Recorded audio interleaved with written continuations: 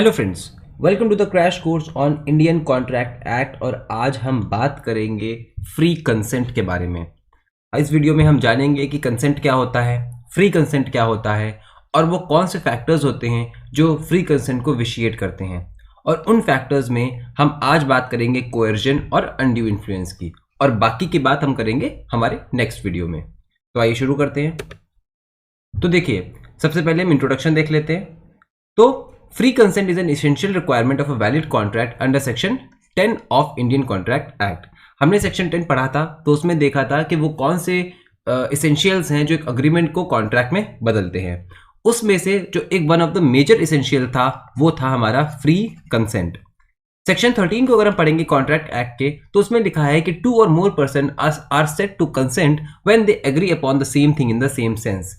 2 person अगर किसी बात पे उसी बात पे और उसी सेंस में एग्री करते हैं, तो हम ये कहेंगे कि वो पर्सन जो हैं they are in consent with each other. It is essential to the creation of a contract that both party should agree to the same thing in the same sense. ये बहुत ही इसेंशियल है एक contract के creation के लिए कि दोनों parties जो हैं वो एक बात को एक ही सेंस में समझें। It is not only the consent but free consent which is necessary for a valid contract. Consent तो होना ही चाहिए, लेकिन वैलिड कॉन्ट्रैक्ट के लिए एक फ्री कंसेंट होना बहुत जरूरी है, जो कि बताया गया है हमारे सेक्शन 14 ऑफ इंडियन कॉन्ट्रैक्ट में। सेक्शन 14 हमारा ये कहता है consent is said to be free. हमारा कंसेंट क्या है, वो फ्री होगा when it is not caused by coercion, undue influence, fraud, misrepresentation और मिस्टेक। ये 5 चीजें हैं। अगर इनकी वजह से हमारी कंसेंट पे कोई इफेक्ट नहीं पड़ा है तो वो कंसेंट हमारी फ्री कंसेंट होगी। लेकिन अगर coercion, undue influence, fraud, misrepresentation, mistake, इन सब की वजह से हमारी कंसेंट पे फर्क पड़ा है, हमारी कंसेंट को उन्होंने इन्फ्लुएंस किया है, तो उस टाइम क्या हो जाएगा, वो कॉन्ट्रैक्ट जो है वो बोला जाएगा कि हमारी जो कंसेंट है उस कॉन्ट्रैक्ट की वो फ्री नहीं थी। अब जब कंसेंट ऑब्टेन की जाती है bye coercion, undue influence, fraud और मिसप्रेजेंटेशन के द्वारा, तो वो कॉन्ट्रैक्ट जो हो जाता है वो बन जाता है वॉइडेबल। कॉन्ट्रैक्ट वॉइड नहीं बनता है, क्या बनता है, वॉइडेबल होता है।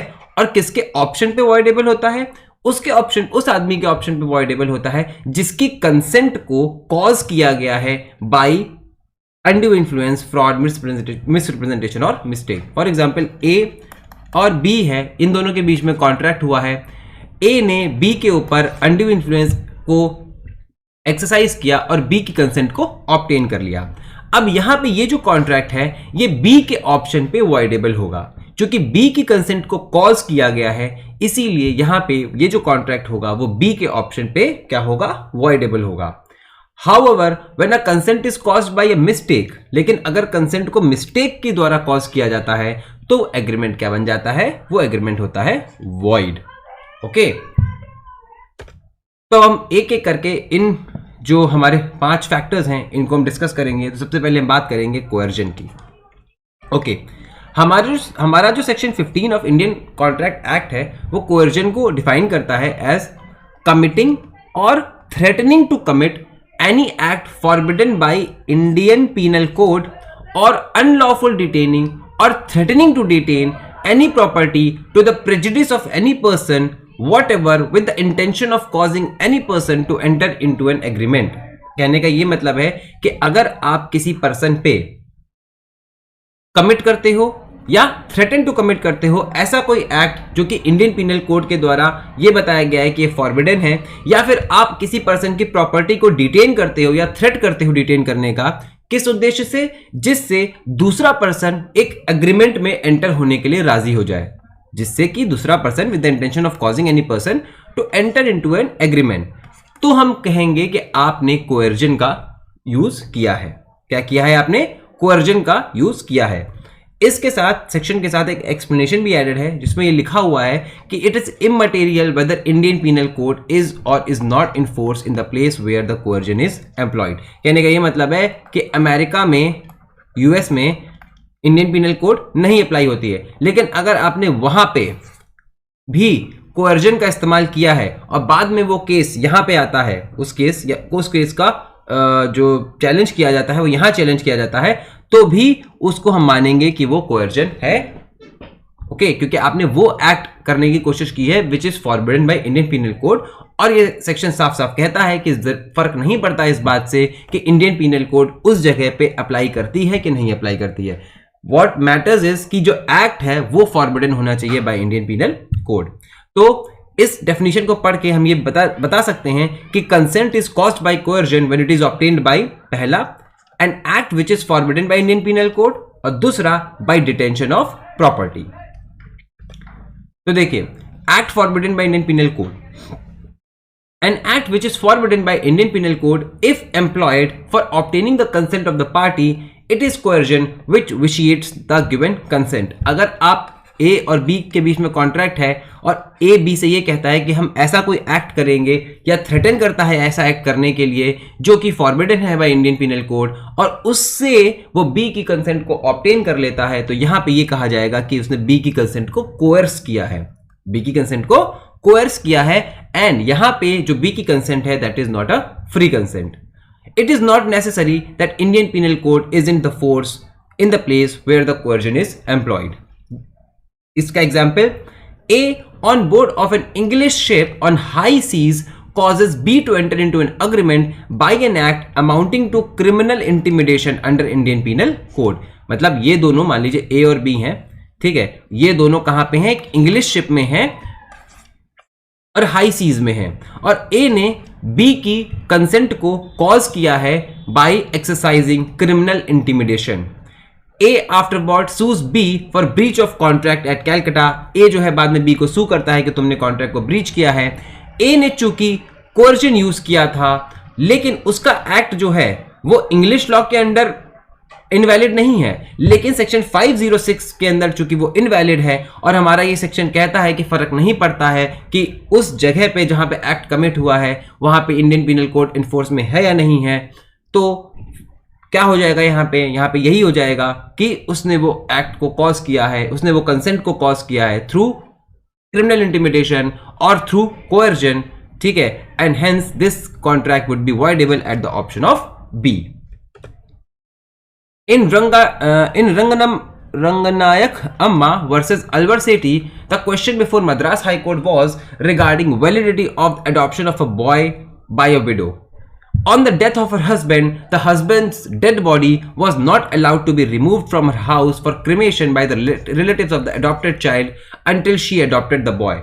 It was held that adoption was not binding on the widow as her consent has been obtained by coercion. इस केस में क्या हुआ था, ए था, एक विडो है जिसको कोर्स किया जा रहा था कि आप एक बच्चे को अडॉप्ट करो, और जब उसका पति मरा तो जो बच्चा था उसके रिलेटिव्स ने इसके जो हस्बैंड है, उनकी जो डेथ हुई थी, उनकी बॉडी को क्रिमेशन तक ले जाने के लिए अलाउ नहीं कर रहे थे।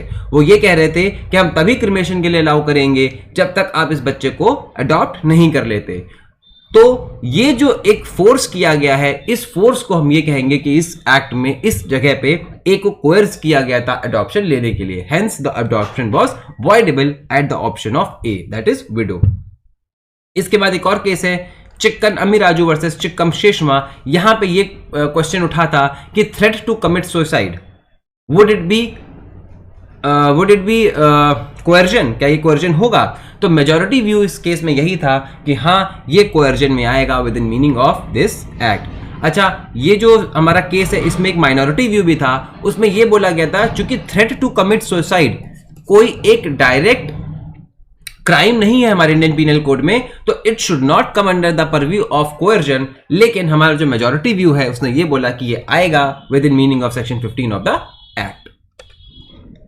It must be noted that committing or threatening to commit only those acts which are forbidden by Indian Penal Code are forbidden under this section. Acts covered by other penal laws are not punishable here. तो अब एक बात यहाँ पे notice करने वाली है कि वही एक्ट्स जिनको आईपीसी कहता है कि आप फॉरबिडन हैं, ठीक है, केवल वही आएंगे इस सेक्शन के परव्यू में। कोई और अगर पीनल लॉ है और वो कहता है कि कोई एक्ट फॉरबिडन है, तो वो इस सेक्शन के परव्यू में नहीं आएंगे। लॉ कमीशन की रिपोर्ट है इस पे, जो कि रिकमेंड करती है हमारी पार्लियामेंट को कि आप जो है एक कुछ इसमें वर्ड्स ऐड करिए जिससे कि अदर पीनल लॉस के भी एक्ट जो है वो कोवर्जन में के परव्यू में आए। ओके, अब हम अगला बात करेंगे अनलॉफुल डिटेनिंग ऑफ प्रॉपर्टी की। तो देखिए, coercion is also caused where there is detention or threat of detention of any person's property with an intention to make other person agree to enter into a transaction। अगर आप किसी की property को detain या करने का threat देते हो या डिटेन कर लेते हो, किस इंटेंशन से? जिससे कि जो अदर पार्टी है वो एक ट्रांजैक्शन में आपके साथ एंटर होने के लिए राजी हो जाए, तो यहां पे ये कहा जाएगा कि आपने जो उसकी कंसेंट है वो कॉज की है थ्रू कोएर्जन।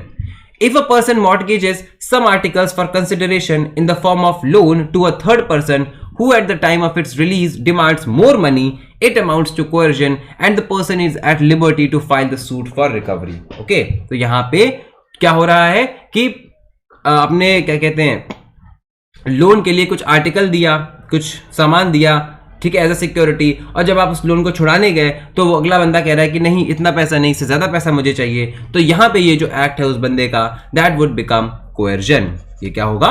कोएर्जन होगा। The government department refusal to release the contractor's payment on the ground of claiming extra rates amount to coercion under the category of detention of properties। Okay, तो हमने ये देखा कि कोएर्जन कैसे कैसे हो सकता है। कोएर्जन ऐसे हो सकता है बाय थ्रेटनिंग टू कमिट और commit any act forbidden by IPC, ठीक है, और दूसरा by threatening to commit, threatening to detain और unlawfully detaining any person's property so that आप दूसरे पर्सन को कॉन्ट्रैक्ट में एंटर करने के लिए क्या कर सको? फोर्स कर सको एक तरीके से, तो that would amount to coercion. Okay, अब हम बात करेंगे अनड्यू इन्फ्लुएंस की। अनड्यू इन्फ्लुएंस नाम से ही समझ में आ रहा है कि ऐसा इन्फ्लुएंस जो अनड्यू है, अनड्यू मतलब अनफेयर है। ओके, अनड्यू इन्फ्लुएंस से डील करता है हमारे कॉन्ट्रैक्ट का सेक्शन 16।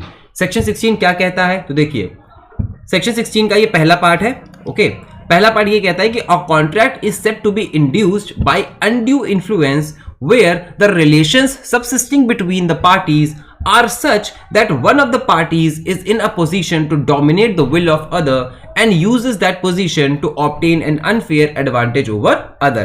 तो undue influence की पहली रिक्वायरमेंट क्या है कि दो पार्टीज होनी चाहिए which are entering into a contract, और एक पार्टी जो है वो दूसरे पार्टी के रिस्पेक्ट में ऐसी पोजीशन में है कि वो दूसरी पार्टी की विल को डोमिनेट कर सकता है। Okay, when one party is in a position to dominate the will of other party और उसके पास ये मौका है कि वो अनफेयर एडवांटेज उठा सकता है, तो यहां पे एक पॉसिबिलिटी बन जाती है कि यहां पे अगर कॉन्ट्रैक्ट में एंटर होंगे ये दोनों, तो वहां पे अनड्यू इन्फ्लुएंस एक्सरसाइज किया जाएगा by A in respect to B. Okay, second point, in particular and without prejudice to the generality of the foregoing principle, a person is deemed to be in a position to dominate the will of other। अब ये हमारा जो second part है section का, ये बताता है कि कब कब जो है एक बंदा दूसरे बंदे की ऐसी पोजीशन में होगा, रिस्पेक्ट में ऐसी पोजीशन में होगा कि उसकी विल को डोमिनेट कर सकता है। तो पहला, वेयर ही होल्ड्स रियल और apparent authority over the other, जब वो दूसरे के ऊपर रियल या फिर एपरेंट अथॉरिटी रखता हो, और where he stands in a fiduciary relation to other, या फिर वो उसके साथ एक फिड्यूशरी रिलेशन में हो। दूसरा, where he makes a contract with a person whose mental capacity is temporarily और permanently affected by the reason of age, illness, mental और बॉडीली डिस्ट्रेस। तो क्या उन्होंने बोला, या तो कोई बंदा जो है रियल और एपरेंट अथॉरिटी रखता हो, ठीक है, या फिर फिड्यूशरी रिलेशनशिप में हो, या फिर जो दूसरा पर्सन है वो उसकी माइंड और बॉडीली स्ट्रेस से वो गुजर रहा हो, जिसके कारण उसकी मेंटल कैपेसिटी जो है वो क्या है, कमजोर हो गई है। Now, where a person who is in a position to dominate the will of other enters into a contract with him and the transaction appears on the face of it or on the evidence adduced to be unconscionable, the burden of proving that such contract was not induced by undue influence shall be upon the person in a position to dominate the will of the other। अब देखो, A और B, ए मान लो ऐसी position में है जो कि B की विल को डोमिनेट कर सकता है। अब इनके बीच में कॉन्ट्रैक्ट हुआ, अब वो कॉन्ट्रैक्ट देख के ही पता चल रहा है कि यहां कुछ गड़बड़ है, या कुछ गड़बड़ है। तो बर्डन ऑफ प्रूफ जो है वो ए के ऊपर होगा, ये दिखाने के लिए कि ये कॉन्ट्रैक्ट गड़बड़ नहीं है और मैंने बी की जो विल है उसको डोमिनेट नहीं किया है, मैंने अपना डोमिनेशन जो है वो एक्सरसाइज नहीं किया है और मैंने बी की विल को इन्फ्लुएंस नहीं किया है। तो इस बात का बर्डन ऑफ प्रूफ किसके ऊपर होगा? उस बंदे के ऊपर होगा who is in a position to dominate the will of other person. अब इस सेक्शन में आगे ये लिखा हुआ है कि nothing in this subsection shall affect the provisions of section 11 of Indian evidence act. Section 11 of Indian evidence act को ये प्रोविजन इफेक्ट नहीं करता है। ओके नाउ अब हम इसको अगर छोटी सी बात में बोलें, इस पूरी बात को अगर सार निकाले तो it can be said that in order to constitute undue influence it is necessary to prove that the relations subsisting between the parties are such that one party is in a position to dominate the will of other। तो पहला requirement क्या है? पहला requirement ये है कि ये होना चाहिए अनड्यू इन्फ्लुएंस के लिए कि एक पर्सन जो है he is in a position to dominate the will of other person. उसके अलावा such a person uses his dominant position to obtain an unfair advantage over other.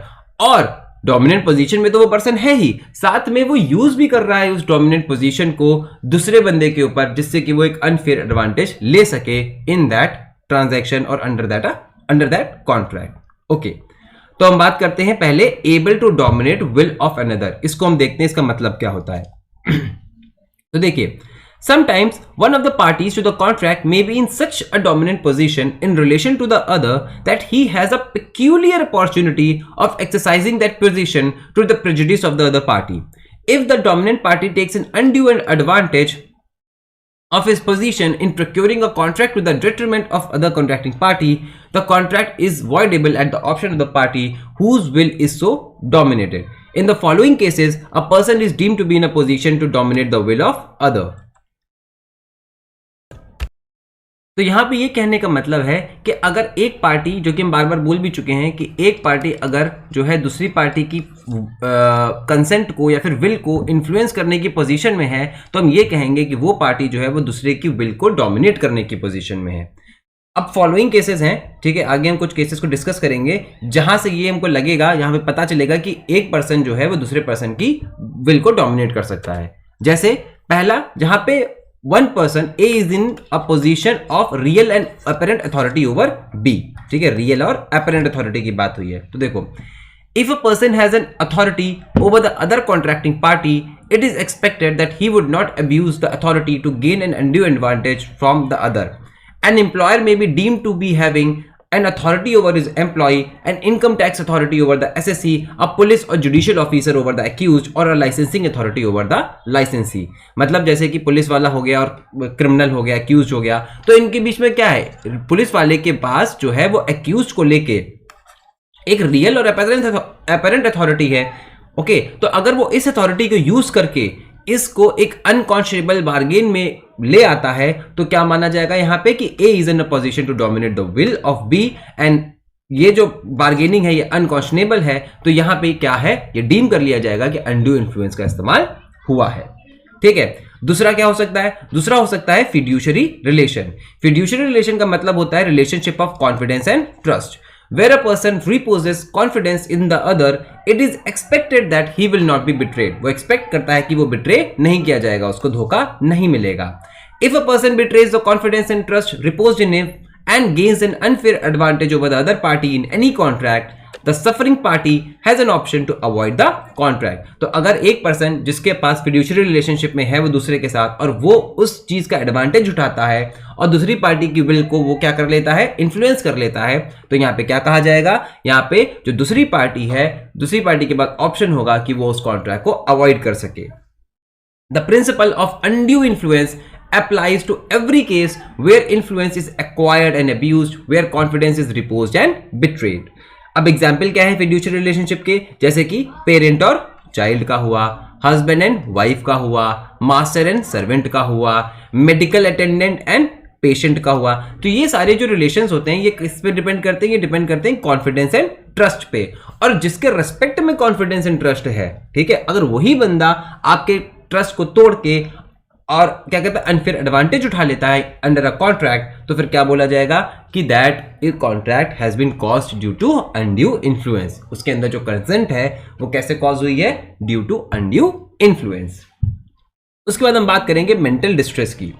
A person is deemed to be in a position to dominate the will of another, also in a situation where he makes a contract with a person whose mental capacity is temporarily or mentally or permanently affected by reason of age, illness, mental or bodily distress. For example, A है और B है।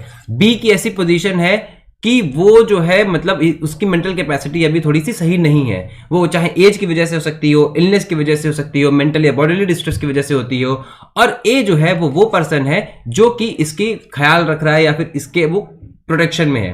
तो अगर इस case में ए क्या करता है, इसकी कंसेंट को कॉज करता है और डोमिनेट कर लेता है इसकी विल को, और इसको कहता है कि तुम एक ऐसे ट्रांजैक्शन में आ जाओ जो कि अपेरेंटली अनकॉन्शियबल है, तो क्या होगा, यहां पे हम ये मान लेंगे कि ए ने बी के ऊपर अनड्यू इन्फ्लुएंस को एक्सरसाइज किया है। A person's mental capacity may have been affected on the account of his old age, illness, mental or bodily distress, and there is every possibility that such a person's position may be exploited and unfair advantage taken in a situation. If a contract is made to the prejudice of such a person, then there is deemed to be undue influence in such a case. For example, A है, ठीक है, उसको disease या as की वजह से क्या हो गया है, इनफीबल्ड हो गया है, वो मतलब थोड़ा सही नहीं है, और बी का जो इन्फ्लुएंस है, by B's influence over him as his medical attendant to agree to pay B an unreasonable sum of money for his professional services, तो बी ने क्या एम्प्लॉय किया है, बी ने एम्प्लॉय किया है अनड्यू इन्फ्लुएंस। क्या कर दिया, अनड्यू इन्फ्लुएंस कर दिया है यहाँ पे। अंडरस्टूड? तो हमने क्या पढ़ा, तो हमने ये देखा यहाँ पे कि अगर किसी की पोजीशन डोमिनेट की जा रही है तो वो किस तरीके से हो सकती है, चाहे वो रियल एंड अपेरेंट अथॉरिटी हो सकती है, फिड्यूशियरी रिलेशनशिप हो सकता है, या फिर मेंटली एंड बॉडीली डिस्ट्रेस के साथ उसका मेंटल कैपेसिटी चूंकि कमजोर है तो उस केस में भी डोमिनेट हो सकती है उसकी विल। ओके, अब हम आज के आखिरी टॉपिक पे आते हैं जिसमें है presumption of undue influence in unconscionable bargains. Unconscionable जो बार्गेन्स होते हैं, ठीक है, जो पहले से समझ में आ रहे हैं कि ये थोड़ा सही नहीं है मामला या फेयर नहीं है बार्गेन, ठीक है, तो उसमें प्रिजम्पशन कम हो सकता है अनड्यू इन्फ्लुएंस का। ओके, तो देखिए, where one of the parties is in a position to dominate the will of other and such a person has obtained a benefit under a transaction which appears to be unconscionable, the law raises a presumption of undue influence. तो law क्या करता है, वो presumption raise कर देता है undue influence का। ठीक है, तो क्या बोला है यहाँ पे, अगर एक पार्टी दूसरी पार्टी के रेस्पेक्ट में ऐसी पोजीशन में है कि वो उसकी विल को डोमिनेट कर सकता है और उस पर्सन ने उस ट्रांजैक्शन के अंडर एक बेनिफिट को ऑब्टेन किया है और वो ट्रांजैक्शन देख के पता चल रहा है कि ये फेयर नहीं है, ये अनकॉन्शनेबल है, ये फेयर नहीं है, तो लॉ अपने आप एक प्रिजम्पशन रेज कर देगा अनड्यू इन्फ्लुएंस का। In such a case, the party gaining advantage has to rebut the presumption of undue influence. यहां पे वो पर्सन जो कि उस पोजीशन में है कि वो दूसरे की विल को इन्फ्लुएंस करे, उसके पास क्या हो जाएगा, उसके पास ऑप्शन होता है कि वो रिबट करेगा उस प्रिजम्पशन ऑफ अनड्यू इन्फ्लुएंस को। यहां पे for example, if a person who is in dire need of money for making an appeal to establish his claim to property borrows a sum of rupees 3700 but executes a bond of rupees 25000, the contract has been held to be unconscionable. यहां पे ये बोला गया कि ये जो contract है ये क्या है, अनकॉन्शनेबल है, अनफेयर है। Okay, Second, when a person enters into a contract with a Pardanasheen lady, the burden of proof lies on such a person to prove that terms of the contract are fair and equitable, and contract was entered after fully explaining everything to such lady. तो यहाँ पे अगर पर्दानशीन lady के साथ आप contract में उतरते हो तो वो पर्सन जो कॉन्ट्रैक्ट कर रहा है पर्दानशीन लेडी के साथ, उसके ऊपर प्रिजम्पशन रहेगा कि वो प्रूव करे कोर्ट में कि उस लेडी को सब कुछ समझाया गया था और उसके बाद वो कॉन्ट्रैक्ट में एंटर हुई है। ओके, तो जहां पे अनकॉन्शनेबल बार्गेन्स होते हैं, जहां पे समझ में ही आता है सामने से कि ये दिक्कत आ रही है, कुछ ये अनफेयर लग रहा है मामला, तो उस केस में प्रिजम्पशन लॉ रेज कर देता है अनड्यू इन्फ्लुएंस का अपने आप, और जो पार्टी होती है who is in a position to dominate the will of other person, उसको जो है उस प्रिजम्पशन को रिबट करना होता है। ओके, तो आज का हमारा ये टॉपिक यहीं खत्म होता है। अगला जब वीडियो हम बनाएंगे तो उसमें हम फ्रॉड के बारे में बात करेंगे, मिस रिप्रेजेंटेशन के बारे में बात करेंगे और मिस्टेक के बारे में बात करेंगे। अगर आपको हमारा ये वीडियो पसंद आया हो तो इस चैनल को सब्सक्राइब करिए और इस वीडियो को लाइक जरूर करिए। अगली बार जब हम आपसे मिलेंगे तब तक के लिए thank you and happy learning.